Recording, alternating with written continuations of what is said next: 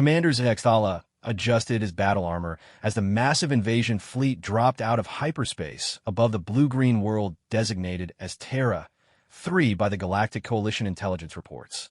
The planet hung before them like a jewel against the black void, its single moon casting pale light across continental masses that seemed almost peaceful from this distance. Almost innocent. "Sir, we're receiving scattered communications from the surface," reported Communications Officer Veltar, his scaled fingers dancing across holographic displays. "Multiple languages, primitive radio frequencies. They don't even appear to have achieved faster-than-light communication yet." ZYXTala's mandibles clicked in amusement. After conquering 47 worlds across 12 star systems, this assignment felt more like a vacation than a military operation. The Terrans, according to every intelligence briefing, were barely beyond their industrial age. They had primitive projectile weapons, basic aircraft, and their most advanced vessels couldn't even escape their own planetary gravity, well, consistently. How refreshingly simple, the commander mused, watching the tactical displays populate with data. The invasion fleet consisted of 300 ships, each one capable of glassing a continent. They carried 2 million of the Coalition's finest soldiers from 6 different species, all battle-tested veterans of previous conquest campaigns. It was massive overkill for such a primitive world, but the Coalition Council insisted on demonstrating overwhelming force to discourage other developing species from resisting future expansions. Lieutenant Kralven, a towering Rigelian with 4 arms and natural armor plating, approached the command platform. "Sir, initial reconnaissance shows major population centers here, and here." He indicated points of light on the rotating planetary display. The largest cities appear concentrated on the primary continental mass. Thermal scans indicate roughly 8 billion inhabitants. 8 billion?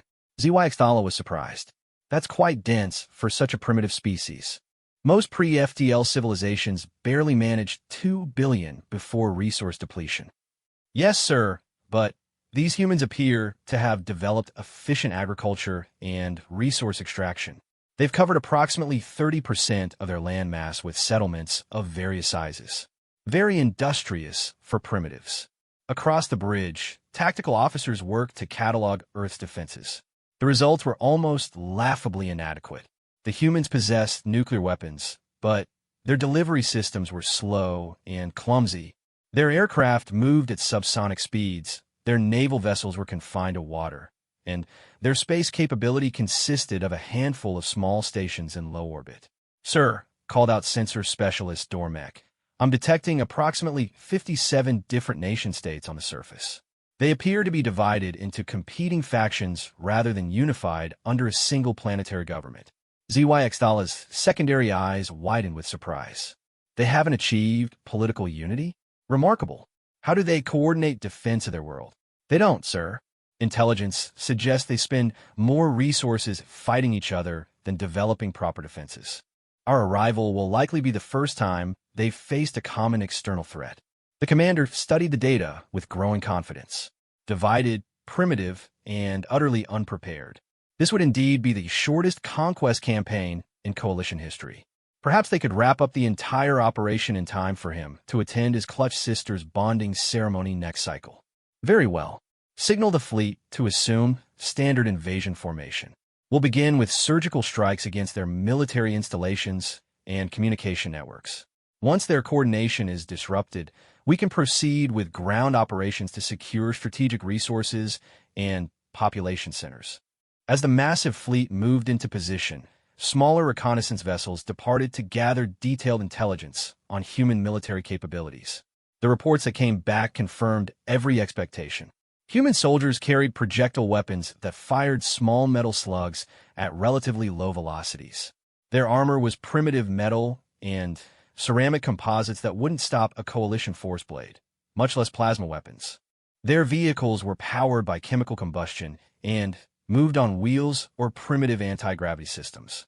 "Sir, we've intercepted human communications regarding our arrival," Veltar reported. "They're calling it everything from first contact to alien invasion. Their governments are attempting to coordinate a response, but there's significant chaos and disagreement about how to proceed." As expected, begin jamming their communication satellites and destroying their early warning systems. I want them blind and deaf before the main assault begins. The first strikes were almost anticlimactic. Coalition pulse weapons obliterated human radar installations in seconds, sending cascading failures through their primitive detection networks. Orbital bombardment platforms targeting communication satellites left the humans struggling to maintain contact between their scattered military forces. On the surface, air raid sirens wailed across major cities as humans struggled to comprehend what was happening. Their telescopes and remaining sensors showed impossible things, ships the size of mountains hanging in space, weapons that struck with the force of nuclear explosions but left no radiation, and technology that operated on principles they couldn't begin to understand. "Sir, the humans are attempting to launch defensive missiles at our fleet," reported Weapons Officer Garthek. "Let them," Zewixthala replied dismissively. "Our shields can handle anything they might throw at us. It will be educational for them to observe the futility of resistance." The human missiles rose from Earth's surface like angry insects, their chemical propulsion systems straining against gravity. They were intercepted effortlessly by coalition point defense systems, converted to harmless light and vapor long before reaching any targets. The display was meant to demoralize human defenders while showcasing coalition technological superiority. But something unexpected happened as the defensive engagement played out. Rather than surrendering or fleeing in panic as projected, human military forces began adapting their tactics. Instead of launching massed missile attacks that could be easily intercepted, they switched to smaller, more dispersed strikes. Instead of broadcasting their intentions over radio frequencies, they fell back on older communication methods like fiber optic cables and even primitive signal flags. "Interesting," observed Lieutenant Kralvin. "They learn quickly for primitives. Adaptation is common among species facing extinction," Zewixthala replied. "It rarely amounts to anything meaningful against superior technology." The first wave of coalition troops deployed to Earth's surface using standard shock tactics that had proven effective on dozens of previous conquest campaigns. Atmospheric assault craft descended through the clouds like falling stars, their shields deflecting the scattered anti-aircraft fire that rose to meet them. The plan was simple: seize major airports and military bases to establish secure landing zones for the main invasion force. The landing at what humans called Andrews Air Force Base proceeded exactly as planned. Coalition forces overwhelmed the defenders with superior firepower and advanced tactics, securing the facility within minutes of touchdown. Human soldiers fought bravely, but ineffectively, their primitive weapons barely scratching coalition armor, while plasma weapons cut through their defensive positions like paper. "Base secured, Commander," reported Major Zelnoth from the surface. "Human resistance was token. We've taken approximately 200 prisoners and secured significant military assets. Their aircraft are even more primitive than our intelligence suggested." Similar reports came in from landing sites across the primary continental mass. Coalition forces seized control of military installations with almost contemptuous ease, their advanced technology making human defenses irrelevant. The few humans who managed to inflict casualties did so through desperate close-quarters combat that cost them dozens of lives for each coalition soldier lost. But as night fell over the conquered territories, the first disturbing reports began reaching the command ship. Coalition patrols were going missing. Not destroyed in obvious firefights, not overwhelmed by superior numbers, but simply vanishing without trace or explanation. Patrol vessels would lose contact with ground teams, and when recovery forces arrived, they would find empty positions with no sign of struggle. "Sir, we've lost contact with Reconnaissance Patrol 77 Alpha," reported Communications Officer Veltar. "Their last transmission was routine status update 34 minutes ago. Send a recovery team to their last known position," Zewixthala ordered, feeling the first stirring of unease. "And dispatch additional sensor drones to that area." The recovery team found Patrol 77 Alpha's equipment scattered across a forested hillside, but no bodies and no obvious signs of combat. The soldiers' weapons were untouched, their communication devices still functional. It was as if they had simply disappeared mid-patrol.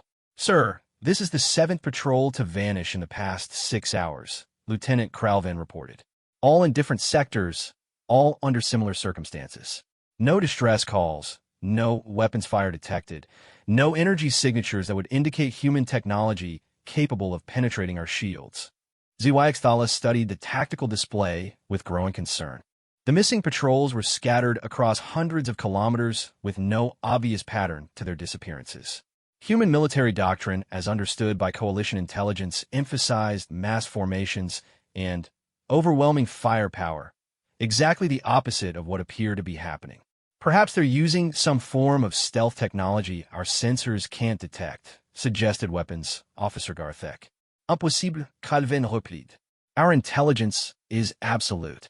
Humans haven't developed energy shielding beyond primitive radar absorption materials. They lack the scientific knowledge for true optical camouflage. But something was clearly wrong with the intelligence assessments. As coalition forces extended their control across human territory, the mysterious disappearances accelerated. Entire squads would vanish during routine patrols, leaving behind only equipment and unanswered questions. Search teams found no bodies, no blood, no evidence of struggle or retreat. Sir, I recommend we consolidate our forces into larger formations, Major Zelnoth advised from the surface. These disappearances are affecting troop morale. Agreed, HFY replied. Recall all patrol units and establish defensive perimeters around secure facilities. We'll proceed with area saturation bombardment instead of ground reconnaissance. The decision to abandon small unit tactics should have ended the mysterious losses, but it only changed their nature. Now, entire outposts would fall silent during routine communication checks. Recovery teams would find defensive positions intact, but completely abandoned, as if the defenders had simply walked away mid-duty. Sir, this is impossible, sensor specialist Dormek reported. Our equipment shows no human activity within 50 kilometers of outpost Delta 7, but the entire garrison is missing. 300 soldiers gone without trace. HFY was beginning to suspect they faced something beyond mere human resistance. Perhaps the planet harbored some form of indigenous predator species that coalition intelligence had missed. Or maybe the humans possessed some form of advanced technology they had successfully concealed from orbital reconnaissance. Increase scanning intensity, he ordered. I want detailed analysis of every life form on this planet. If something is hunting our troops, I want to know what it is. The enhanced scans revealed nothing unexpected. Earth's ecosystem contained the standard variety of carbon-based life, forms typical of habitable worlds. The largest land predators were considerably smaller than coalition soldiers and posed no conceivable threat to armed troops in powered armor. There was simply no biological explanation for what was happening. As the third day of the invasion dawned, coalition casualties had reached nearly 1,000 soldiers lost without explanation. The disappearances were becoming more frequent and more brazen. Entire companies would vanish from fortified positions despite being surrounded by sensor networks and automated defenses. Sir, we need to consider the possibility that our intelligence regarding human capabilities was completely wrong, Lieutenant Kralvin said during the morning briefing. No primitive species could inflict these losses through conventional means. What are you suggesting? HFY asked. I'm suggesting that maybe these humans aren't as primitive as we believed. Maybe they've developed technologies or tactics that our intelligence networks failed to detect. The idea seemed absurd. Coalition intelligence had observed Earth for decades through long-range reconnaissance probes and intercepted communications. The humans were clearly pre-FTL, clearly divided into competing nation-states, clearly lacking the unified planetary government necessary for advanced technological development. But something was systematically dismantling coalition forces with precision that suggested intimate knowledge of their equipment and tactics. Something that could strike without detection and withdraw without trace. Something that seemed to understand exactly how coalition technology worked and precisely how to defeat it. Sir, incoming priority transmission from the Coalition Council, Veltar announced. The holographic communication array materialized the image of High Counselor Marketh, her crystalline features reflecting obvious displeasure. Commander Thaxtala, Explain to me why your conquest of a primitive world has stalled after 3 days, she demanded. High Counselor, we've encountered unexpected resistance. The humans appear to possess capabilities not indicated by our intelligence reports. Impossible. Our reconnaissance has monitored Terra 3 for 47 cycles. They are confirmed pre-FTL primitives with minimal military capability. Yes, High Counselor, but something is systematically eliminating our forces. We've lost nearly 1,000 soldiers without engaging in a single conventional battle. Marketh's features shifted to display what humans might have recognized as skepticism. Are you telling me that primitives who haven't achieved faster-than-light travel are defeating coalition military technology? I'm telling you that something on this planet is far more dangerous than our intelligence suggested. Zawaiakstala replied carefully. Unacceptable.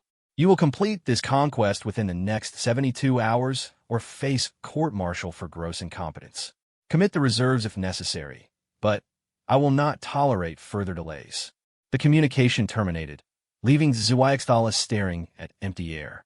The political pressure was clear, but the tactical reality was equally obvious.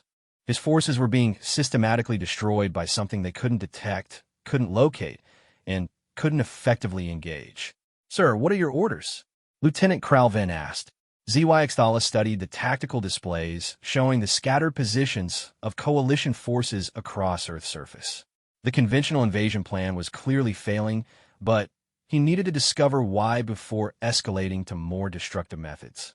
Deploy every sensor drone we have, he ordered. I want continuous surveillance of every square kilometer where we've lost troops. Whatever is doing this has to reveal itself eventually. As night fell over the battlefield, thousands of microscopic sensor drones descended through Earth's atmosphere like technological snow. They settled into forests and cities, monitoring electromagnetic signatures, thermal patterns, vibration frequencies, and chemical traces. The sensor network was so comprehensive that a human couldn't walk 10 meters without being detected by multiple redundant systems. For the first time since the invasion began, coalition forces felt confident they would finally identify their mysterious enemy. The sensor net was based on technology thousands of years more advanced than anything humans possessed. Nothing could move through the monitored areas without triggering detection protocols. But as the hours passed, the disappearances continued. Soldiers vanished from positions surrounded by sensor drones that registered nothing unusual.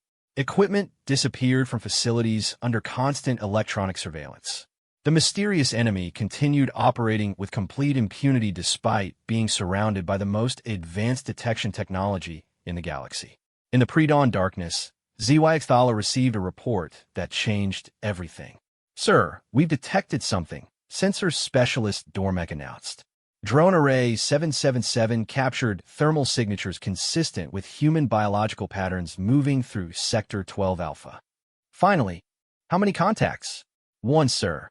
Zawaiakstala's mandibles clicked in disbelief. One human is responsible for eliminating 300 coalition soldiers. The signature is definitely human, sir. Single individual, moving through the forest approximately 2 kilometers from Outpost Charlie 9. Deploy immediate response team. I want this human captured alive for interrogation. The response team consisted of 20 coalition soldiers equipped with the finest military technology available. They moved toward the contact coordinates with confidence born from superiority in numbers, equipment, and training. Their powered armor could deflect anything in the human arsenal. Their weapons could punch through tank armor, and their coordination systems allowed them to operate as a single integrated unit. They found the forest empty. Sir, no contacts at designated coordinates, reported the team leader. No thermal signatures, no movement, no evidence of human presence. Impossible. Continue search pattern. The target cannot have simply vanished. For the next hour, the response team methodically searched the area where sensors had detected human movement. They found nothing. No footprints, no broken vegetation, no thermal traces, no electromagnetic signatures. It was as if the mysterious human had simply ceased to exist. But as the search team prepared to return to base, their formation began to shrink. The rearguard soldier simply vanished between one communication check and the next. His comrades turned to find empty forest where he had been standing moments before. Contact lost with Trooper 77, the team leader reported. No weapon discharge, no distress signal. He's just gone. Fall back immediately, Zweichsthala ordered. Return to base formation. The retreat became a nightmare. One by one, coalition soldiers disappeared from the formation. Not in the front or back where an ambush might be expected, but from the middle of the group while surrounded by their comrades. Each disappearance was identical. No sound, no struggle, no indication of what was happening until suddenly, there was an empty space where a soldier had been. By the time the response team reached coalition lines, only 7 of the original 20 soldiers remained. The survivors were professional veterans of multiple campaigns, but their reports were filled with details that bordered on the impossible. Sir, it was like fighting a ghost, the team leader reported. We never saw anything, never heard anything, never detected anything on our sensors. But our people kept disappearing one by one. Zweichsthala realized he was facing something beyond conventional military resistance. The humans, somehow, had developed capabilities that rendered coalition technology ineffective. The question was whether this represented a single exceptional individual or indicated that human military capability was far more advanced than anyone had suspected. Order all ground forces to defensive positions, he commanded. No more patrols, no more reconnaissance missions. We hold what we have until I understand what we're dealing with. As dawn broke over the Earth's surface, Zweichsthala stood before the massive tactical display in his command chamber, studying the positions of coalition forces scattered across human territory. In 3 days, they had gone from confident conquerors to a besieged garrison, holding isolated strongpoints while something invisible stalked them through the forests and cities of Earth. For the first time in his military career, Commander Zweichsthala was beginning to suspect that the coalition might have seriously underestimated their enemy. Staff Sergeant Marcus Chun had been hunting deer in the Blue Ridge Mountains when the sky lit up with falling stars that moved wrong. The object descended too slowly, changed direction too deliberately, and landed with purpose rather than impact.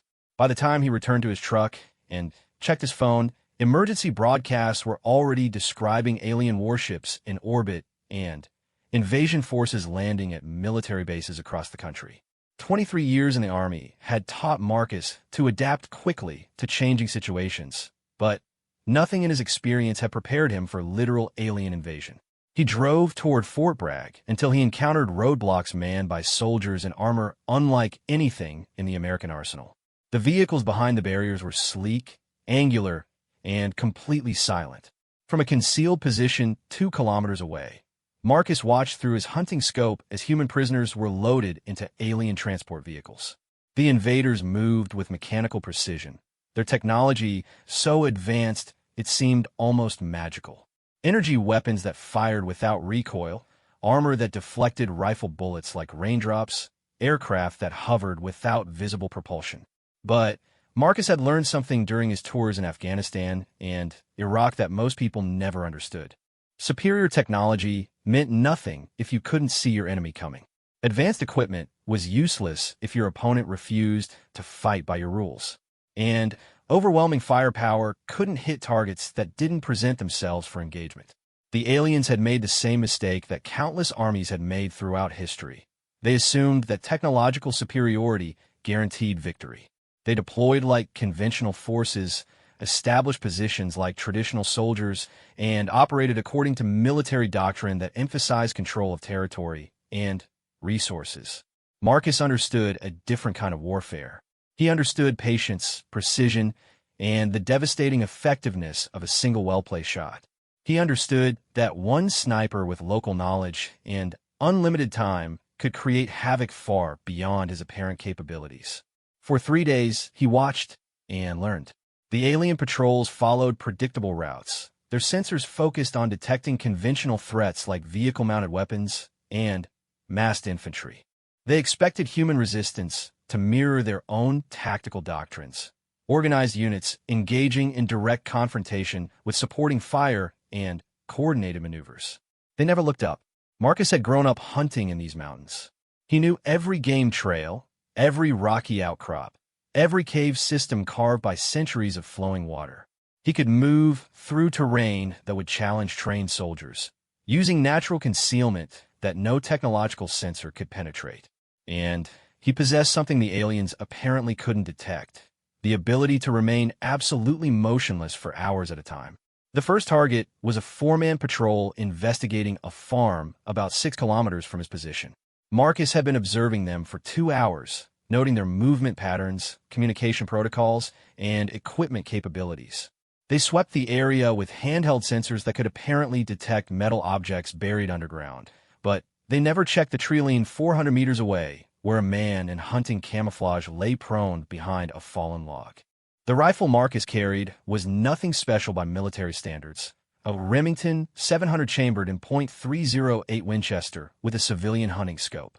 It was accurate to about 600 meters in good conditions, reliable in weather that would disable electronic systems, and simple enough that he could maintain it with basic tools. Most importantly, it was completely passive technology that generated no electromagnetic signature. The alien patrol leader was examining something near the farmhouse when Marcus lined up the shot. The range was 380 meters, well within his capabilities. Wind was minimal, visibility was excellent, and the target was stationary. Marcus controlled his breathing, settled the crosshairs on center mass, and squeezed the trigger. The .308 bullet struck the alien leader in what appeared to be the torso area of his armor. The impact spun him around and dropped him to the ground, where he lay motionless. The other 3 patrol members immediately took defensive positions and began scanning for threats with their energy weapons ready. But Marcus was already gone. Moving through the forest with skills developed over decades of hunting, he relocated to a position 700 meters away, where another fallen tree provided concealment for his next shot. The aliens were still focused on the area where their leader had been hit, calling for backup and sweeping with increasingly sophisticated sensors. The second shot took one of the remaining patrol members as he stood to signal their hovering aircraft. Again, Marcus was moving before the body hit the ground, using terrain features and natural cover to mask his movement from the sensors that were undoubtedly scanning for him. By the time alien reinforcements arrived, they found 2 dead soldiers and no trace of their killer. The survivors reported taking fire from an unknown weapon that left no energy signature and no detectable point of origin. Their descriptions of projectile weapons were initially dismissed as impossible. Human kinetic weapons couldn't penetrate coalition armor. But the bodies told a different story. The bullets had found weak points in the alien armor design, striking joints and sensor arrays with precision that suggested intimate knowledge of coalition equipment. Someone had studied their technology carefully enough to identify vulnerabilities that even coalition engineers considered negligible. Marcus spent the next 6 hours observing the alien response to his attacks. They brought in additional troops, established a security perimeter, and deployed sensors in a pattern that would detect any conventional approach to the area. Their technology was impressive, but their tactics revealed critical assumptions about how human resistance would operate. They expected return fire from the same general area. They scanned for electromagnetic signatures from advanced weapons. They looked for heat sources that would indicate vehicle-mounted equipment. They never considered that their enemy might be a single individual with a manual action rifle who could engage from ranges where their sensors became ineffective. The second engagement came 18 hours later when a new patrol moved through the valley below Marcus's observation position. This time, he had prepared multiple firing positions connected by concealed routes that utilized natural terrain features. The plan was to engage from maximum range, relocate immediately, and continue harassment until the aliens either withdrew or made mistakes that exposed additional vulnerabilities. The lead alien scout was crossing an open field when Marcus fired from 600 meters away. The shot was at the extreme edge of his rifle's effective range, but the target was moving predictably across clear ground. The bullet struck the alien in what appeared to be a leg joint, dropping him with what seemed to be serious damage. This time, Marcus didn't relocate immediately. He remained in position and watched as the patrol reacted to the attack. 2 aliens moved to assist their wounded comrade while the 4th took cover and began calling for support. Their formation was textbook military doctrine, exactly what human forces would do in similar circumstances. But textbook responses could be predicted and exploited. As one alien knelt beside the wounded scout, Marcus fired again. The second bullet found its target at the base of what appeared to be the alien's neck area, and the figure crumpled. The remaining two patrol members immediately went to ground and began suppressive fire in Marcus's general direction. The alien energy weapons were devastating against rocks and trees, turning solid matter into vapor with each shot. But they were firing at a position Marcus had abandoned 30 seconds earlier, moving through a ravine that provided complete concealment from their elevated position. From his new location, 400 meters to the east, Marcus could observe the aliens' defensive positions without exposing himself to their sensors. They had called for air support, and he could hear the distinctive sound of their aircraft approaching from the north. It was time to demonstrate another aspect of guerrilla warfare that technological superiority couldn't counter. Marcus waited until the alien aircraft was hovering directly over the patrol position before taking his next shot. But this time, he wasn't targeting the soldiers on the ground. The aircraft's hull appeared to be heavily armored, but Marcus had noticed during his observations that certain areas seemed less protected than others. The bullet struck what appeared to be a sensor array mounted on the aircraft's underside. The impact didn't destroy the vehicle, but it apparently damaged critical systems because the craft immediately began emergency descent procedures. As it landed, Marcus fired again, this time targeting what looked like an external communication antenna. The message was clear: nowhere was safe from attack, not even aircraft that human weapons theoretically couldn't damage. The aliens might have superior technology, but technology required maintenance, sensors, and communication systems that could be disrupted by someone who understood their weaknesses. Over the following days, Marcus expanded his campaign against the occupying forces. He studied their patrol patterns, identified their communication frequencies, and observed their tactical responses to different types of threats. The aliens were learning too, but they were handicapped by assumptions about how warfare should be conducted. They increased patrol sizes, assuming that larger groups would be more difficult to attack. Marcus responded by targeting the largest groups first, demonstrating that size made formations easier to spot and predict. They deployed additional sensors, assuming that better detection would locate their enemy. Marcus simply moved his operations to areas where terrain features created blind spots in their coverage. They brought in heavier armor, assuming that superior protection would stop human weapons. Marcus adapted by targeting equipment rather than personnel, disabling vehicles, destroying communication arrays, and damaging sensors until the aliens were effectively blind and deaf in hostile territory. Most importantly, they continued operating according to conventional military doctrine that emphasized holding territory and maintaining control over key infrastructure. Marcus operated according to principles that emphasized denial of safe passage and systematic degradation of enemy capabilities. The psychological effect of his campaign began to exceed its tactical impact. Alien patrols became increasingly cautious, reducing their operational range and effectiveness. Supply convoys required massive security escorts that tied up resources without productive return.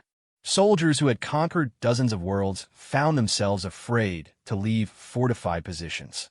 But Marcus understood that individual action, however effective, couldn't defeat an invasion force that numbered in the millions. His real objective wasn't military victory.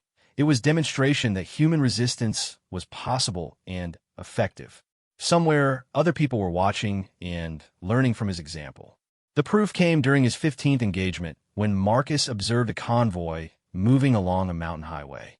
As he prepared to engage the lead vehicle, energy weapon fire erupted from multiple positions along the ridgeline.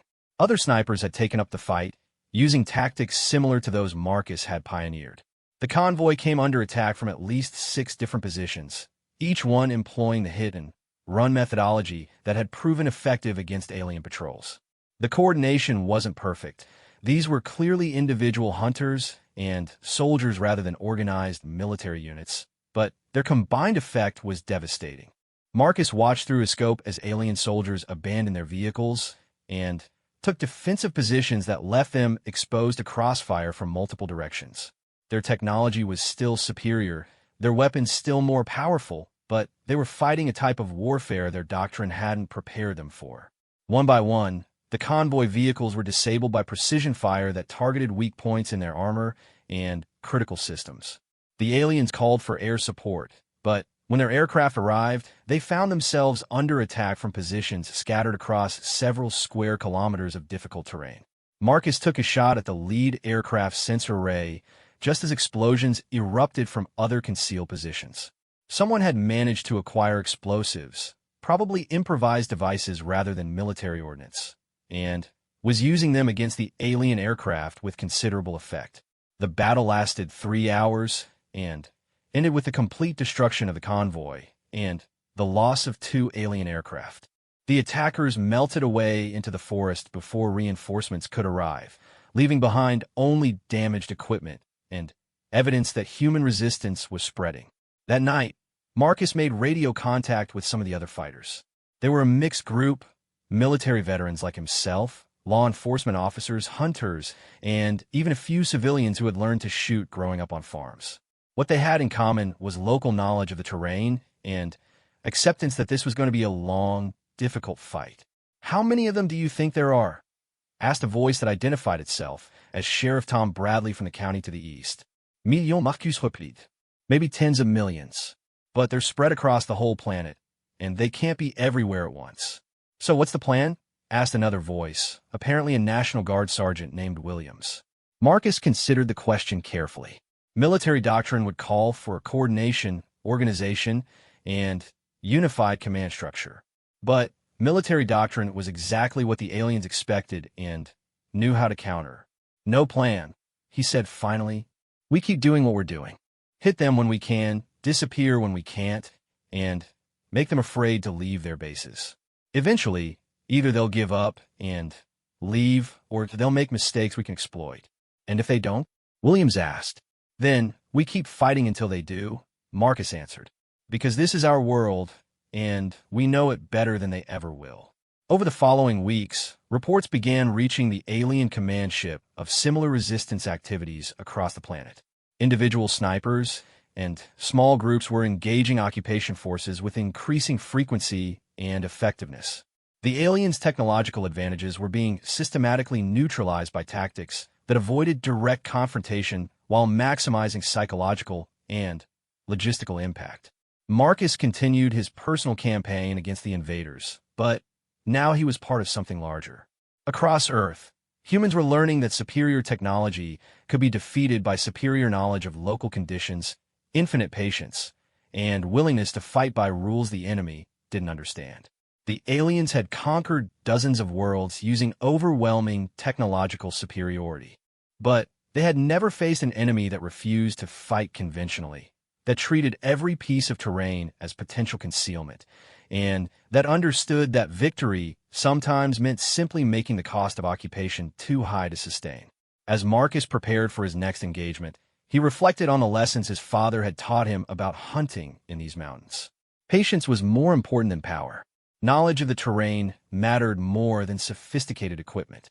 And sometimes the best shot was the one you didn't take until the perfect moment presented itself. The aliens were about to learn that conquering Earth and holding Earth were completely different challenges. Commander HFY stood before the holographic tactical display in his command chamber, watching red indicators spread across Earth's continental masses like a disease. Each marker represented coalition forces under attack by the mysterious human resistance that had emerged seemingly from nowhere. What had begun as isolated incidents involving single patrols had evolved into coordinated campaigns that threatened the entire occupation effort. "Sir, we've received another priority transmission from the Coalition Council," Communications Officer Veltar announced with obvious reluctance. The holographic image that materialized showed High Counselor Marketh in what humans might have recognized as barely controlled fury. Her crystalline features reflected the harsh light of the council chambers where emergency sessions had been running continuously since the Earth campaign began experiencing difficulties. "Commander Zvyxdala, explain to me how a primitive world without faster-than-light capability has managed to inflict 15,000 casualties on coalition forces in the past 18 days, she demanded. 15,000. The number struck Zvyxdala like a physical blow. He had been so focused on tactical details and immediate problems that he hadn't fully comprehended the scale of losses his forces were experiencing. 15,000 soldiers lost on a world that intelligence had classified as posing minimal resistance. High Counselor, we're dealing with an enemy that operates according to completely unknown tactical doctrines, he began carefully. The humans have developed warfare methodologies that our military training didn't prepare us for. Unknown tactical doctrines? Commander, these are primitives who haven't achieved unified planetary government. They fight with projectile weapons that predate our ancestors' first spaceflight. How can such backwards people present any meaningful challenge to coalition forces? ZYXTALA gestured toward the tactical display where red warning indicators continued to multiply. The evidence suggests our intelligence assessments were fundamentally flawed. These humans may lack advanced technology, but they possess capabilities we failed to anticipate. What capabilities could possibly account for such losses? They refuse to engage in conventional warfare, ZYXTALA explained. Instead of massing forces for direct confrontation, they operate as individual units or small groups that strike without warning and disappear before we can respond. They use terrain features we didn't consider tactically relevant and weapons that generate no detectable energy signatures. Marketh's features shifted to display what coalition body language indicated as extreme skepticism. Are you suggesting that hiding in forests makes these primitives militarily effective against technology they cannot possibly understand? I'm suggesting that understanding our technology may be less relevant than we assumed, ZYXTALA replied. They've identified vulnerabilities in our equipment that our own engineers considered negligible. They strike sensor arrays, communication systems, and joint articulation points with precision that suggests detailed analysis of coalition military capabilities. The accusation in Marketh's response was unmistakable. Commander, are you implying that classified technical specifications have been compromised? I'm stating that someone has studied our forces carefully enough to develop countermeasures for equipment that should be immune to primitive weapons. For several moments, the communication channel carried only static as High Counselor Marketh processed this information. When she spoke again, her voice carried implications that made ZYXTALA's primary and secondary stomachs contract with anxiety. Commander, you will implement Protocol 7 immediately. Protocol 7. ZYXTALA had hoped never to hear those words during his military career. Protocol 7 authorized the use of strategic bombardment against civilian population centers to break enemy resistance through mass casualties and infrastructure destruction. It was the Council's response when conventional military force failed to achieve rapid victory. High Counselor, Protocol 7 against a pre-FTL civilization would violate 17 separate articles of the Galactic Warfare Convention, ZYXTALA protested. The Galactic Warfare Convention applies to recognized spacefaring civilizations, Marketh replied coldly. Terra, 3 inhabitants lack the technological development necessary for convention protection. They are classified as a developing species subject to standard colonization protocols. But, sir, the civilian casualties would number in the hundreds of millions. Acceptable losses to demonstrate coalition resolve. You have 72 hours to complete pacification of the human resistance. If conventional methods prove insufficient, you will proceed with strategic bombardment until organized resistance ceases. The communication terminated, leaving ZYXTALA staring at the tactical display where coalition casualties continued mounting with each passing hour. Protocol 7 would certainly end human resistance, but it would also represent the largest civilian massacre in coalition history. The political implications could destabilize the Council for decades. But the alternative was military defeat by a species that hadn't achieved faster-than-light travel. Such an outcome would be even more devastating to coalition credibility and could encourage resistance among dozens of other subject worlds. Sir, incoming priority message from Major Zelnoth on the surface, Lieutenant Kralven announced. Route it to the tactical center, ZYXTALA ordered. The holographic communication showed Major Zelnoth in what appeared to be a heavily fortified position with energy barriers and automated weapons providing defensive coverage. Behind him, coalition soldiers moved with a nervous efficiency of troops under constant threat. Sir, situation planetside is deteriorating rapidly, Zelnoth reported. Human resistance activities have expanded to every major continent. We're receiving attack reports from positions that should be completely secure. Define completely secure, major. Underground facilities with multiple redundant sensor networks, sir. Hardened positions surrounded by automated defense systems. Forward operating bases protected by energy shields that should deflect anything in the human arsenal. Zwiextala studied the Major's image carefully. Zelnoth was a veteran of 12 conquest campaigns, and not given to exaggeration or panic. If he described positions as completely secure, they should indeed be impregnable against primitive attacks. What type of attacks are penetrating these defenses? That's the problem, sir. We don't know. Soldiers disappear from positions that show no signs of breach or intrusion. Equipment fails without explanation. Sensor networks go offline despite showing no damage or interference. Equipment failures could indicate electromagnetic pulse weapons, suggested weapons officer Garthek. Negative, sir, Zelnoth replied. No signatures detected. No energy discharges of any kind. Systems simply stop functioning as if someone manually disabled them. Zwiextala felt the familiar chill of encountering something beyond his understanding. Modern coalition technology included multiple redundant systems specifically designed to prevent the type of systematic failures Zelnoth described. Equipment could be damaged by weapons, destroyed by explosives, or disabled by electromagnetic interference, but it couldn't simply stop working without detectable cause. Major, I want detailed technical analysis of every equipment failure, Zwiextala ordered. And I want sensor records from every position where personnel have disappeared. Sir, that's what I'm calling about. Our technical analysis teams are gone. Gone. Vanished, sir. 12 specialists from the 47th Technical Battalion disappeared while investigating equipment failures at Forward Operating Base Charlie. Their transport was found empty, but there's no evidence they were ever attacked or abducted. The implications were staggering. Coalition technical specialists possessed detailed knowledge of advanced equipment that could revolutionize human technological development if acquired. But acquiring such knowledge would require capturing specialists alive and somehow compelling them to cooperate. Sir, are we certain the humans lack advanced interrogation technology? Lieutenant Kralven asked. Impossible, Garthek replied immediately. Human neurology is completely different from coalition species. They couldn't develop mental intrusion techniques compatible with our brain structures. Then, how are they gaining tactical intelligence about our operations? Kralven pressed. The question hung in the air like an accusation. Coalition forces were operating according to tactical doctrines developed over thousands of years of successful conquest campaigns. Their procedures were time-tested, their equipment was proved reliable, and their soldiers were experienced veterans. Yet somehow, humans with primitive weapons and no apparent coordination were consistently outmaneuvering them.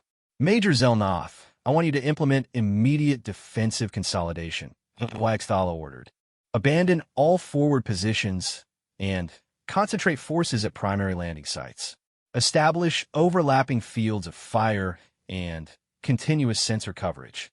Nothing moves within 10 kilometers of coalition positions without detection and immediate engagement. Sir, that will effectively surrender control of approximately 80% of the territory we've secured. Territory we can't effectively hold serves no strategic purpose. We'll consolidate, analyze human capabilities, and develop countermeasures before resuming offensive operations. But even as he gave the orders, Zwiextala suspected that defensive consolidation wouldn't solve the fundamental problem. The humans weren't fighting for territory or strategic resources. They were fighting to make coalition occupation so expensive in blood and resources that continuation became politically impossible. Over the following hours, reports from the surface confirmed his fears. Coalition withdrawal from forward positions was being harassed by human forces that seemed to anticipate every movement. Convoys came under attack from multiple directions, aircraft were targeted with weapons that shouldn't exist, and even the consolidation areas came under assault from enemies who appeared and disappeared like phantoms. Sir, we're receiving casualty reports that suggest coordinated human operations across multiple continents, Veltar reported. Simultaneous attacks in sectors separated by thousands of kilometers. Impossible. Human communication technology can't coordinate activities across such distances while we're jamming their satellites. Yes, sir, but the timing suggests either faster-than-light communication or pre-planned operations based on detailed knowledge of our tactical procedures. Neither explanation made sense according to established intelligence about human capabilities. FTL communication required technology that humans demonstrably didn't possess. But pre-planned operations would require advanced knowledge of coalition tactics that should be classified beyond any human access. Sir, incoming emergency transmission from the surface, Lieutenant Kralvan announced. The holographic display showed Captain Dorthek calling from what appeared to be a coalition transport vehicle under heavy fire.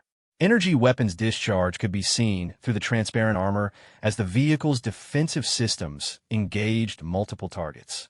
Sir, we're under attack by humans using coalition weapons, Dorthek reported. That's impossible, Zywixtala replied immediately. Coalition weapons are biometrically locked to prevent unauthorized use. Sir, I'm looking at humans firing pulse rifles with full effectiveness. They're wearing coalition armor and using our tactical communications. The implications struck like lightning. If humans had somehow acquired coalition equipment in working condition, they possessed technology that could threaten the fleet itself. More importantly, they had gained access to communications frequencies that could compromise ongoing operations. Captain, how did humans obtain coalition equipment?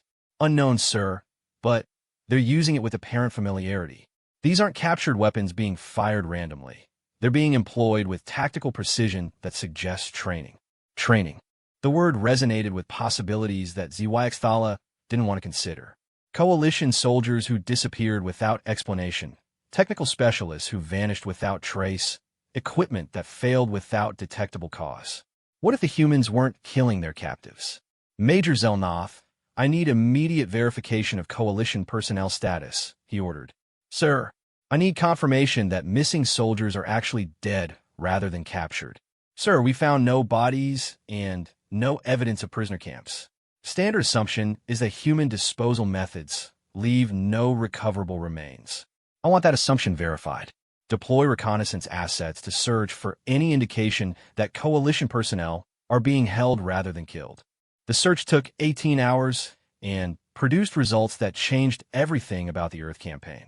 Deep-range surveillance drones detected thermal signatures consistent with coalition life forms in remote areas that should contain only human settlements. Further investigation revealed facilities that appeared to be constructed according to coalition architectural principles, but using human materials and techniques. Sir, we've located what appears to be a coalition installation approximately 200 kilometers south of our primary landing site, reported sensor specialist Dormek. But it's not on any of our construction schedules. Show me, Zywixtala ordered. The reconnaissance imagery revealed a complex that combined coalition tactical design with human construction methods. The layout was familiar, standard defensive positions, communication arrays, and equipment storage areas. But the materials were primitive concrete and steel rather than advanced composites. Sir, energy signatures indicate coalition equipment operating within the facility, Dormek continued. Power sources, communication systems, and what appears to be technical analysis laboratories. Operated by whom? Unknown, sir, but thermal scans show both human and coalition biological signatures within the complex. The impossible had become reality. Somehow, humans had constructed a facility using coalition design principles and were operating coalition equipment with apparent competence. The implications suggested either technological advancement far beyond intelligence estimates or cooperation between human and coalition personnel. Sir, recommendation for immediate assault to retake coalition equipment and rescue captured personnel, Major Zelnoth suggested. Zywixtala studied the reconnaissance data carefully.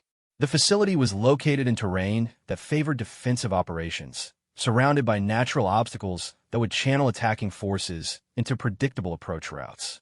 Assaulting such a position would be expensive in casualties even under ideal circumstances. But, more importantly, the existence of the facility suggested that human capabilities were fundamentally different from intelligence assessments. If they could construct coalition-style installations and operate advanced equipment, they might possess other capabilities that could threaten the invasion fleet. Negative Major.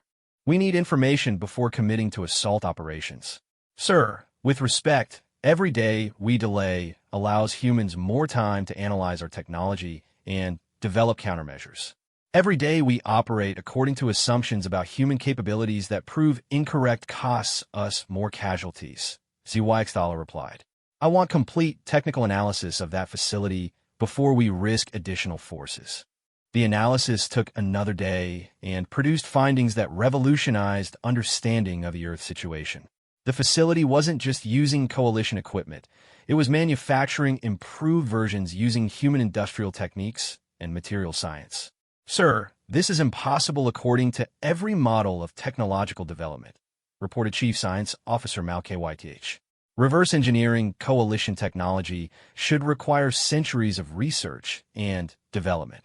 But it's happening, ZYXDALA stated. Yes, sir, but the methodology suggests cooperation rather than independent human achievement. Someone with intimate knowledge of coalition technology is providing guidance. The accusation was implicit, but unmistakable. Coalition personnel were collaborating with human forces, providing technical knowledge that enabled resistance activities far beyond primitive capabilities. Such collaboration would constitute treason punishable by execution under military law. But it would also explain everything that had gone wrong with the Earth campaign. Human forces weren't defeating coalition technology through primitive cleverness. They were being assisted by coalition citizens who understood advanced systems well enough to identify vulnerabilities and develop countermeasures. Sir, incoming priority transmission from High Councilor Marketh, Veltar announced. ZYXDALA accepted the communication with growing dread. The evidence of coalition collaboration with human resistance would need to be reported, but the political implications could destabilize the Council's authority across multiple star systems. Commander, you have 6 hours remaining before Protocol 7 implementation becomes mandatory, Marketh announced without preamble. High Counselor, we've discovered evidence that suggests the situation is more complex than initially reported. Explain. Human resistance appears to be receiving assistance from coalition personnel. The silence that followed lasted so long that ZYXDALA wondered if the communication had been terminated. When Marketh finally spoke, her voice carried implications that made the Protocol 7 authorization seem trivial by comparison. Commander, you are alleging treason by coalition military personnel? I'm reporting evidence that human technological capabilities exceed intelligence estimates due to external assistance. From coalition citizens? The evidence suggests that possibility, yes. Another long silence. When Marketh spoke again, her voice carried the weight of political calculation that could reshape galactic governance. Commander, you will implement Protocol 7 immediately. No exceptions, no delays, no alternative proposals. The Earth situation ends now. High Counselor, the communication is terminated, Commander. Carry out your orders.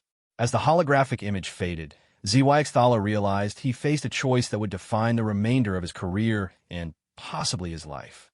Protocol 7 would end human resistance through mass civilian casualties that violated every principle of ethical warfare.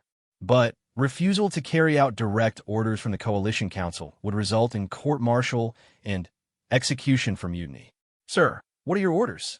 Lieutenant Kralvin asked quietly. ZYXDALA studied the tactical display where red indicators continued spreading across Earth's surface. Somewhere below, humans and possibly coalition collaborators were working together to develop capabilities that threatened not just the invasion force, but the stability of galactic civilization itself. In 6 hours, he would need to decide whether to become responsible for the largest civilian massacre in coalition history or the most significant military mutiny in galactic governance. Dr. Elena Vasquez had been working late in her laboratory at the University of Colorado when the first reports of alien invasion reached the emergency broadcast networks. As a materials science researcher with 20 years of experience in advanced composites and metallurgy, her first instinct was skepticism. The claims about energy weapons and impossible aircraft sounded like science fiction rather than reality. That skepticism died when she witnessed coalition forces overwhelming the National Guard units defending the campus.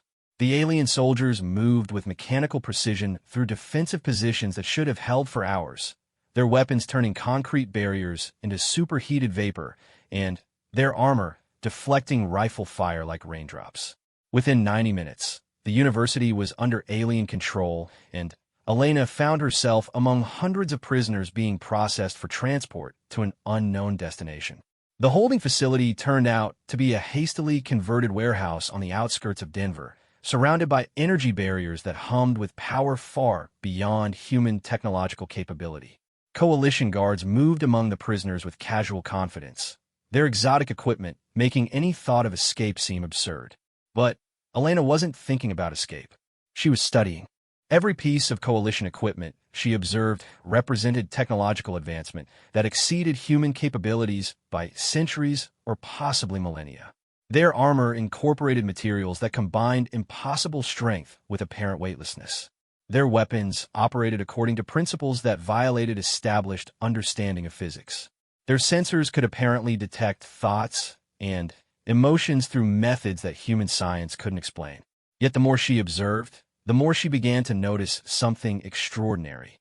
The Coalition technology wasn't magical. It was simply very advanced engineering based on scientific principles that humans hadn't discovered yet. And engineering, no matter how sophisticated, could be understood by anyone with sufficient knowledge of material science and physics. Elena began making mental notes about everything she observed. The aliens' energy weapons generated coherent plasma through what appeared to be magnetic field manipulation. Their armor incorporated layered materials with different properties at various depths. Their aircraft achieved flight through gravitational field distortion rather than conventional propulsion. Most importantly, she realized that advanced technology often included fundamental design assumptions that could become vulnerabilities if exploited properly. The Coalition equipment was optimized for performance against known threats, but it might be vulnerable to approaches that its designers had never considered. The opportunity to test her theories came 3 days later when Coalition forces brought in a group of new prisoners that included several individuals Elena recognized. Dr. James Morrison from MIT, Professor Liu Wei from Stanford, and Dr. Sarah Abdullah from Caltech, all leading researchers in their respective fields of quantum mechanics, computer science, and electrical engineering. Elena, Dr. Morrison whispered when he was placed in the holding area near her position. "What are you doing here?" "Same thing you are, I imagine," she replied quietly, trying to understand how their technology works. Over the following days, the group of scientists began sharing observations about Coalition equipment and tactical procedures. Their conversations were necessarily brief and carefully disguised as casual interaction, but each exchange revealed new insights about alien capabilities and potential vulnerabilities. Dr. Abdullah's background in electrical engineering proved particularly valuable when she identified patterns in the aliens' communication systems. Their equipment operates on frequency ranges we've never explored, she explained during a whispered conversation near the facility's primitive sanitation area. But the underlying principles are still electromagnetic radiation. If we could generate the right interference patterns, we could disrupt their coordination, Elena finished the thought. But we need components that don't exist in human technology. Not necessarily, Professor Liu interjected. Advanced technology sometimes relies on the same basic components as primitive systems, just arranged more efficiently. If we could salvage enough electronic devices from other prisoners, the plan that emerged was audacious beyond reasonable consideration. Using improvised tools and components scavenged from watches, cell phones, and medical devices, they would attempt to construct a device capable of disrupting Coalition communication systems. The probability of success was minimal, but the alternative was indefinite captivity while their world was conquered. The construction took 6 days of careful work during moments when Coalition guards weren't directly observing their activities. Elena used her knowledge of materials science to identify metal components that could serve as conductors and insulators. Dr. Abdullah designed circuit patterns based on her analysis of alien communication frequencies. Professor Liu developed the programming logic needed to generate disruption signals. Dr. Morrison's contribution proved most crucial when he identified a fundamental assumption in Coalition technology design.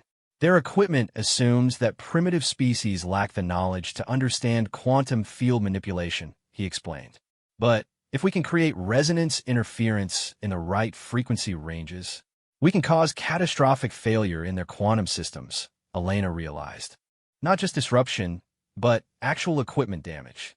The device they constructed was crude by any engineering standard, a collection of salvage components held together with improvised connections and powered by batteries from multiple electronic devices. It looked like something built by children playing with electronics kits, but the underlying science was sophisticated enough to potentially affect technology centuries beyond human development.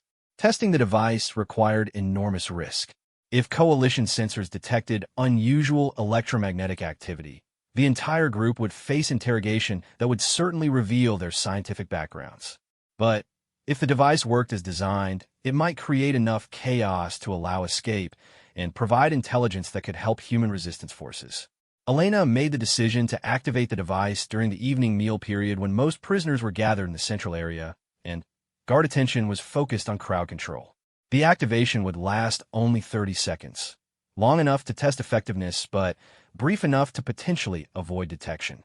The results exceeded every optimistic projection. Coalition communication equipment throughout the facility simply stopped working. Not damaged, not malfunctioning, but completely dead, as if someone had flipped a switch. Energy barriers flickered and failed, automated weapons systems went offline, and the alien sophisticated sensors registered nothing but static. In the chaos that followed, Elena and her colleagues managed to slip away from the facility along with dozens of other prisoners. But, more importantly, they had proven that coalition technology could be defeated using principles that human science understood, even if human engineering couldn't yet match alien capabilities. The escape led to a desperate trek through the Colorado wilderness, avoiding coalition patrols while searching for human resistance forces that might be able to utilize their knowledge. They found those forces 3 days later in the form of a mixed group of military personnel, law enforcement officers, and civilians who had been conducting guerrilla operations against the occupation. "You're telling me that you can build weapons that will shut down alien equipment?" asked Colonel Martinez, the highest-ranking military officer among the resistance fighters. "Not weapons exactly," Elena explained. "Disruption devices that can interfere with their quantum field systems. Their technology is incredibly advanced, but it's built on assumptions about what their enemies might be capable of. They never considered that a primitive species might understand quantum mechanics well enough to create targeted interference." The colonel studied the improvised device that had enabled their escape from the holding facility. "How long would it take to build more of these?" "That depends on what materials and equipment we can access," Dr. Abdullah replied. "We need specific electronic components and access to precision manufacturing tools. And we need to understand their tactical procedures better," Professor Liu added. "The disruption device worked because we caught them completely by surprise. They'll adapt their systems if they realize what happened." Colonel Martinez nodded slowly. "Well, we've got access to an abandoned electronics factory about 50 kilometers south of here. And we've got people who've been watching alien operations for weeks. Question is, can you teach others to build these devices?" "The underlying science is complex, but the actual construction could be taught to anyone with basic electronics knowledge," Elena answered. "The bigger challenge is scaling up production and distributing the devices before the aliens develop countermeasures." What followed was the most intensive research and development program in human history, conducted in abandoned buildings and hidden facilities while avoiding detection by occupation forces equipped with technology that could scan for electromagnetic signatures from orbit. Elena found herself leading a team of scientists, engineers, and technicians who worked 18-hour days to develop weapons that could level the technological playing field. The breakthrough came when Dr. Morrison realized that coalition equipment included self-repair capabilities based on quantum field manipulation. Their systems are designed to automatically compensate for damage and maintain optimal performance, he explained. But if we can overload those systems with false repair signals, we can cause them to destroy themselves, trying to fix problems that don't exist, Elena finished. Quantum cascade failure. The new generation of devices they developed weren't just disruptors. They were weapons that could permanently damage Coalition technology by exploiting the very sophistication that made it superior to human equipment. A handheld device the size of a cell phone could render an alien aircraft completely inoperative. A unit that fit in a backpack could disable an entire Coalition outpost. But the real breakthrough came when Professor Liu realized that Coalition personnel themselves were vulnerable to the same quantum interference that affected their equipment. Their neural implants operate on similar principles to their communication systems, she discovered. If we modify the frequency patterns, we can disrupt their sensory processing and motor coordination, Elena said. Non-lethal, but completely incapacitating. Testing the new weapons required careful coordination with resistance fighters who could provide target opportunities while ensuring that the effects could be properly observed and documented. Elena found herself working directly with snipers and guerrilla specialists who understood tactics but needed technical support to maximize the effectiveness of their operations. The collaboration proved remarkably productive. Resistance fighters provided detailed intelligence about Coalition equipment and procedures, while the scientific team developed countermeasures specifically tailored to exploit observed vulnerabilities. Within weeks, they had created an entire arsenal of devices that could neutralize alien advantages through principles the aliens didn't understand. The first major field test came when a Coalition convoy attempted to resupply one of their forward operating bases. Elena and her team positioned themselves at strategic points along the route, equipped with devices designed to disable different types of alien equipment sequentially. The attack began when Dr. Abdullah activated a communication disruptor that severed contact between the convoy vehicles and their command structure. 30 seconds later, Elena triggered a navigation scrambler that caused the alien aircraft escort to lose positional awareness and begin flying erratic patterns. Professor Liu followed with a motor control disruptor that left Coalition soldiers unable to coordinate their movements. The conventional resistance fighters attacked during the confusion, using standard human weapons against enemies who could no longer effectively coordinate their defense or call for reinforcement. The entire engagement lasted less than 10 minutes and ended with the complete destruction of the convoy and capture of intact Coalition equipment for further analysis.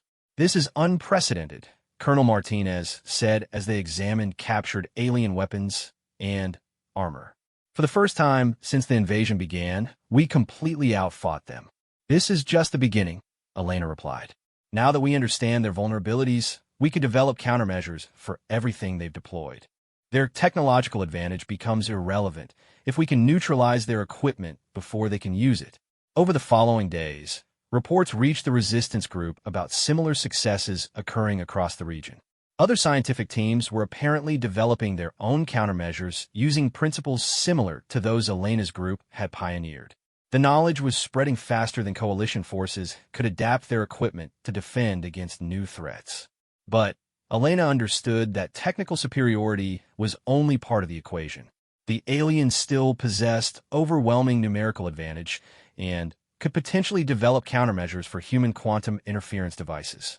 The real challenge was scaling up production and training enough people to use the new weapons effectively before the Coalition adapted their technology. "We need to contact other resistance groups," she told Colonel Martinez. "Share our technical knowledge and coordinate production of these devices across the entire continent." "That's easier said than done," the colonel replied. "Coalition communication jamming makes long-range contact nearly impossible." "Not for much longer," Professor Liu interjected. "I've been working on a communication system based on quantum entanglement principles. If I can solve the technical challenges, we'll have instantaneous communication that the aliens can't detect or intercept." Elena smiled as she considered the implications. Humans were doing what they had always done when faced with superior force. They were adapting, learning, and developing solutions that their enemies hadn't anticipated. The Coalition had expected primitive resistance that could be overwhelmed through technological superiority. Instead, they faced an enemy that understood their technology well enough to turn their greatest strengths into fundamental weaknesses. "Colonel, I think it's time we stop playing defense," Elena said. "How would you like to take the fight directly to their command structure?" Commander Tzayakstala stood in his command chamber watching countdown timers reach zero as Protocol 7 authorization became mandatory. In 18 minutes, he would be required to initiate strategic bombardment of Earth's major population centers, ending human resistance through mass civilian casualties that would number in the hundreds of millions. The tactical displays showed coalition forces consolidated into defensive positions, while human resistance activities continued expanding across every continent. His casualties had reached 23,000 soldiers lost, with no indication that human capabilities were reaching any operational limits. If anything, resistance effectiveness seemed to be accelerating as new countermeasures were deployed against coalition technology. Sir, bombardment targeting systems are online and awaiting authorization codes, reported Weapons Officer Garthek. Understood, the Weichstaller replied, making no move toward the authorization console. Lieutenant Kralvin approached the command platform with obvious reluctance. Sir, the High Council expects confirmation of Protocol 7 implementation within the next 20 minutes. Weichstaller nodded absently, while studying intelligence reports that painted an increasingly impossible picture of human resistance activities. Coalition equipment was being systematically neutralized by devices that shouldn't exist according to any known principles of technological development. Personnel were disappearing from positions that should be completely secure. Most disturbing, captured coalition weapons were being used against his forces with apparent familiarity and effectiveness. Sir, incoming priority transmission from the surface. Communications Officer Veltar announced. Major Zelnoth requesting immediate evacuation from Forward Operating Base Delta. Show me. The holographic display materialized Major Zelnoth's image, but the background showed chaos rather than the organized military operation that should characterize a coalition installation. Energy barriers flickered erratically, automated defense systems fired at empty air, and soldiers moved with the frantic urgency of troops under siege. Sir, we're under attack by humans using coalition quantum disruptor technology, Zelnoth reported. Our equipment is failing systematically, and we can't establish communication with other units. Quantum disruptor technology? Weichstaller repeated. That's impossible. Humans lack the scientific knowledge necessary for quantum field manipulation. Sir, I'm watching human soldiers disable our vehicles with handheld devices that appear to operate on quantum interference principles. Our own technical specialists confirmed that the technology is legitimate and highly effective. The implication struck Weichstaller with the force of physical impact. Quantum disruptor technology represented one of the most closely guarded scientific achievements in coalition history. Development had required centuries of research by the galaxy's most advanced civilizations.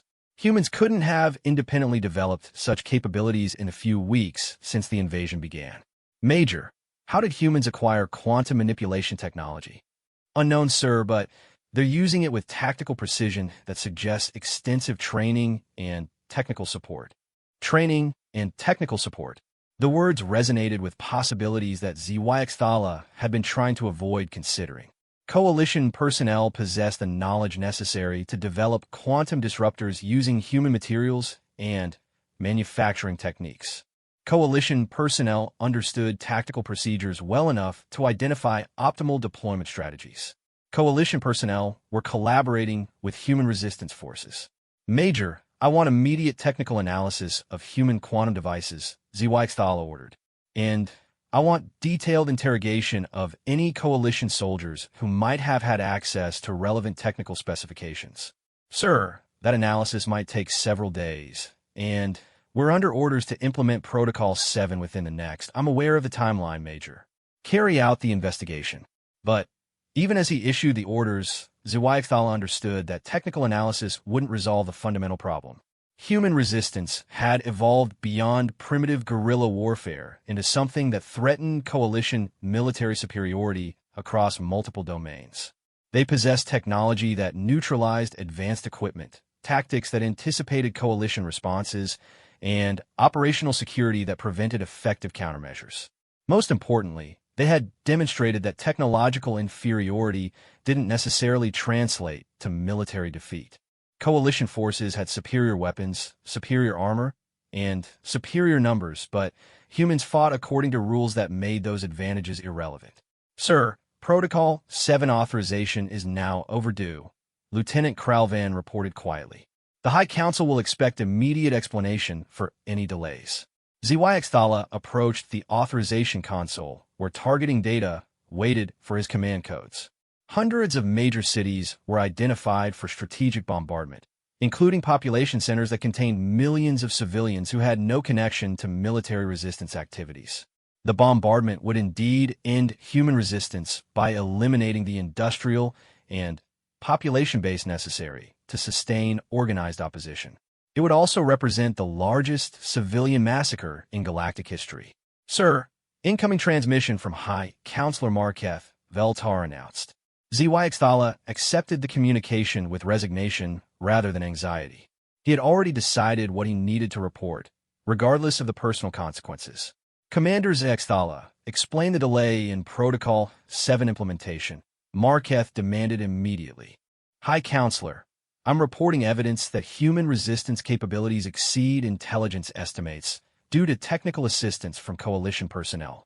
We discussed this possibility previously, Commander. You were ordered to proceed with bombardment regardless of suspected collaboration. High Counselor, I'm not reporting suspected collaboration. I'm reporting confirmed collaboration supported by technical evidence that Coalition citizens have provided quantum manipulation technology to human resistance forces. The silence that followed lasted long enough for ZYX to wonder if the communication system had malfunctioned.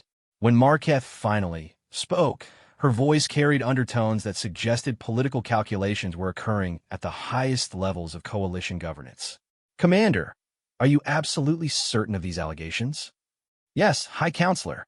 Human forces are deploying quantum disruptor technology that could only have been developed with Coalition assistance. The devices are based on scientific principles that humans couldn't have discovered independently.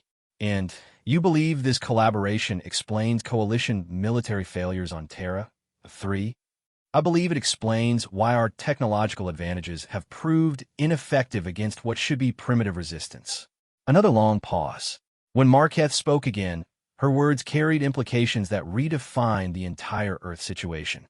Commander, you will cease all offensive operations immediately. Consolidate Coalition forces into defensive positions and await further orders.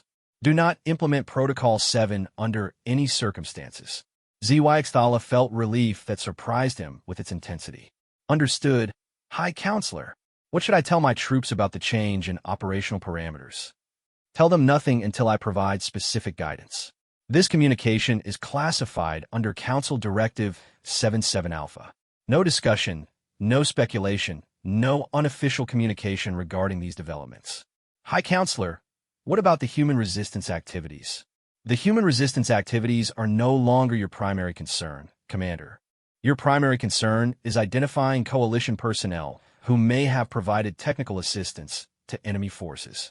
The communication terminated, leaving ZYX to contemplate the political earthquake that was apparently occurring in Coalition governance. Council Directive 77 Alpha was reserved for situations that threatened the fundamental stability of galactic civilization. Its invocation suggested that the Earth situation had implications far beyond a failed conquest campaign. Sir, orders for the fleet? Lieutenant Kralvan asked. Defensive consolidation as ordered. All offensive operations are suspended indefinitely. Over the following hours, reports from across Earth confirmed that human resistance activities were indeed being supported by technology that exceeded theoretical primitive capabilities. Quantum disruptors, gravitational field manipulators, and electromagnetic pulse generators were being deployed by forces that should have been limited to projectile weapons and chemical explosives. More disturbing were reports suggesting that Coalition personnel were actively participating in human military operations. Reconnaissance imagery showed individuals in Coalition uniforms operating alongside human fighters, apparently providing technical support and tactical guidance. Sir, we've intercepted communication traffic that appears to originate from Coalition equipment, but is encoded using human communication protocols, Veltar reported. The signals suggest coordination between Coalition and human forces across multiple continents. Translation capabilities? Negative, sir. The encoding uses mathematical principles that our computer systems can process, but The language structures appear to be hybrid developments combining coalition technical terminology with human linguistic patterns. Hybrid linguistic development suggested prolonged collaboration rather than recent prisoner interrogation or captured equipment analysis. Coalition personnel have been working with human forces long enough to develop shared communication protocols and integrated operational procedures. Sir, incoming message from the High Council, Veltar announced. Priority Alpha classification. The holographic display materialized not High Counselor Marketh, but Supreme Council Director Velnamos, the highest-ranking official in coalition governance. His appearance in direct communication with field commanders was unprecedented and suggested that the Earth situation had achieved political significance far beyond military considerations. Commander Zextala, you are relieved of operational command effective immediately, Velnamos announced without preamble.